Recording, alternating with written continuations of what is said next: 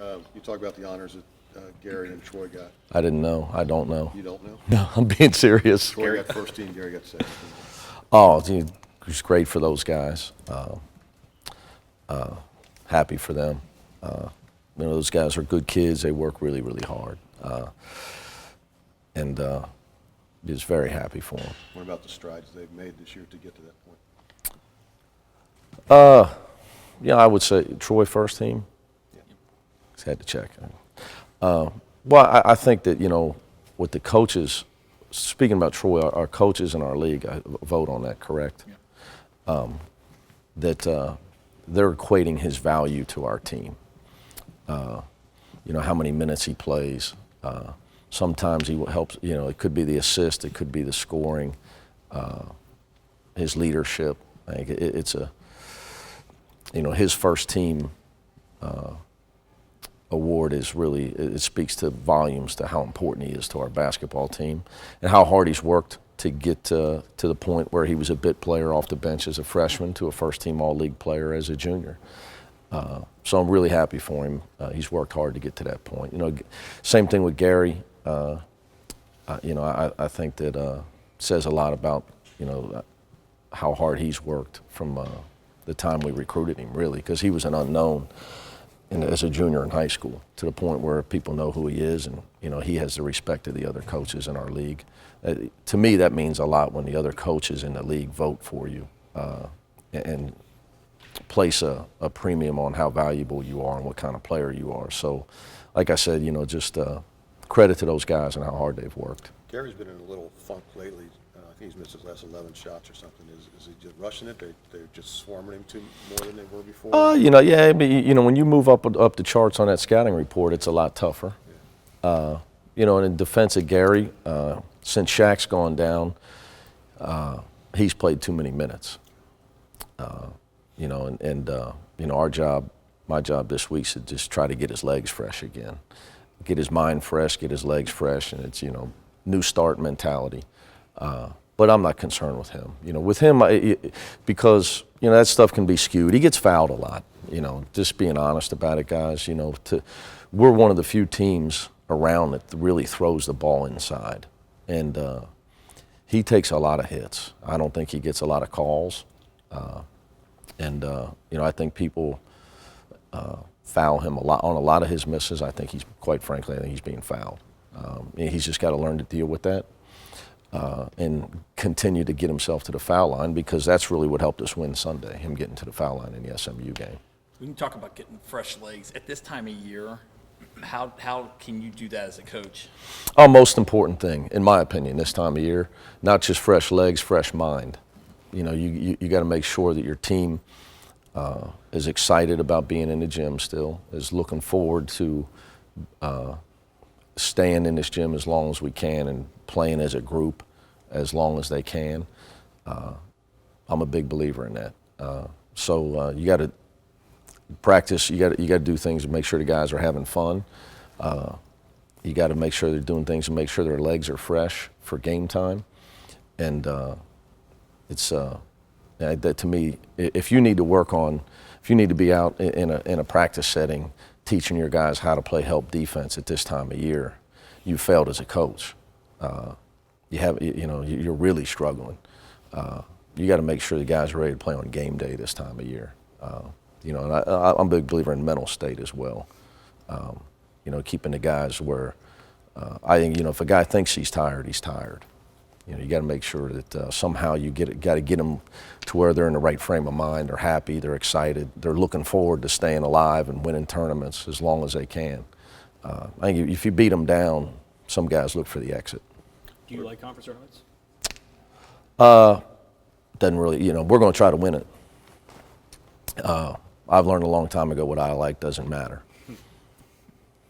Whether I'm a basketball coach, remember, so I deal with a lot of football stuff. So what I like or what I think is important really doesn't matter. I've learned to suppress that for the better of the good of our program and my future. So, our game plan, to get more pointed about it, my message to our team is, I don't want us talking or thinking about the NCAA tournament. Our goal, when I meet with these guys here today, is let's go win the conference tournament. It's a memory we can have forever. Those guys, I want them to be able to cut down nets, dance around, have fun, and that's got to be our goal. If it's not, if that doesn't, if we're not thinking that way, we're not going to win the tournament. So yes, so the answer, yeah, it's going to be very important. If you want to try to win it, that's how you got to try to approach it. So I just think, that's meant back to the mental state. That's got to be our mental approach going into this weekend. We got to have a goal of cutting down the nets and enjoying that, and something those guys will remember forever. And then after that, then worry about the next phase of our season. What will it mean to have Shaq back? Oh, it'll help a lot. I think it'll help Gary a lot. Gary playing too many minutes. In the UConn game in particular, because UConn plays small for the majority of the game, it'll help us in a lot of ways matching up with them. And his ability to run the floor and to keep Gary fresh so he can run the floor. It's really important against UConn because of the speed they play with. So, and just happy for him, to be honest. Just looking forward to him getting back out there. It's all, at the end of the day, hopefully I'll get to coach, but this is obviously his last chance to play. So, but it'll help our team in a lot of ways that won't equate in the stat sheet. Do you just assume now you're going to play UConn 3 times? Yeah, I told everybody that after the UConn guys. When we won up there, I immediately I Gresh in here, Bill, as I talked about, I'm sure we'll play him 2 more times. They said, this is a big win for you. I said, I better not get too happy about it. We're going to have to play him 2 more times anyway. I didn't know it was going to be on Friday in the conference tournament, but that showed that's my point with the media about how good our league is, the fact that we're playing in the first round. Do you like playing UConn? Or is it like getting your teeth pulled? I haven't had one pulled in a while, knock on wood, but I think our kids enjoy it because it's a big, it's a rivalry game. It's a big game. As a coach, it's much easier to get your team ready to play SMU or UConn than some others. You got to, you get your kids understand. They get your attention. So you don't have to worry about that aspect of the preparation. And it's one game you know what you're going to get, right? Oh yeah.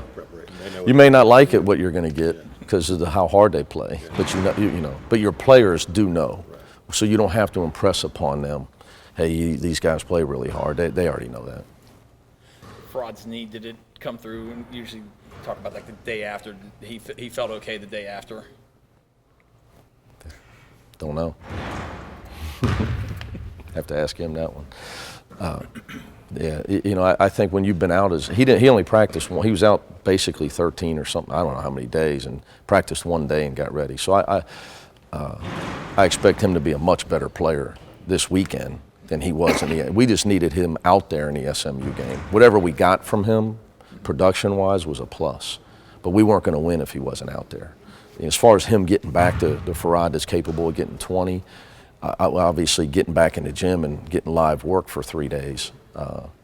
He wasn't even doing shooting drills for the better part of 2 weeks. So I would expect he'll be much more comfortable as far as, just being productive this weekend. Over the last 10 years, what's it been like to watch this go from just 2 teams playing to now UC and UConn genuinely being a rivalry game? Well, I think it was inevitable when we left the Big East. What it's like is tremendous because I remember 10 years ago what it was like when their point guard was as big as my center. So I tried. Very proud that it's become a rivalry game with a team that's won national championships. The guy, because I obviously have great respect for their program. But rivalries are healthy. And unfortunately, the business of college athletics and football has destroyed a lot of them, like our Louisville rivalry. And so it's nice that we're able to develop some. I think that's what college athletics is really all about. It should be about. Unfortunately, it's not with the dollars and cents of it. Jacob wasn't part of the all-rookie team. I know you don't know the all-conference team. That's news to me as well. But can you talk his growth from the start of the year to now? How much better of a player is he? Well, first of all, my message to he or Octavius or anybody like that is, I try to really teach my kids in life to really worry about things that are important. And although those awards are nice for Troy and Gary, they can't, their degree will have value. And when they get a job playing basketball, that'll have value. You can't deposit player of the year, coach of the year, can't deposit all rookie team. And pro scouts could care less about that stuff. I promise you. So it doesn't matter in the big grand scheme of things. Now, Jacob is a completely different player now than he was at the beginning of the year because he's adjusted to the speed and the physicality of our game. It just took him some time, you know, as far as, you know, just how rough and tough it is at the high level basketball. Now that he's made that adjustment, you see how talented he is. But I still think he's getting better. Like Sunday was by far the best he's attacked the basket on the dribble, on the fast break all year. I mean, by far the most confident I've seen him offensively attacking the basket. Stuff that I saw when I recruited him. Saw him play a lot, you know, with the summer rules in July. You know, the first time I saw him, I called him and said, I will not miss another game of yours. You know, you are now my top recruit. And I never missed another game he played.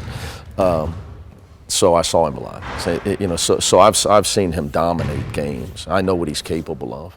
So there's a lot more to come from Jacob Evans. But it's so when I saw him doing that a couple times where he hit the Jets and really went at the rim, that was like I've seen that before in high-level games against, you know, and out in Vegas against the best players in the country. And so it's like, you know, you get excited because you start to see him get his confidence going, and you know what he's capable of.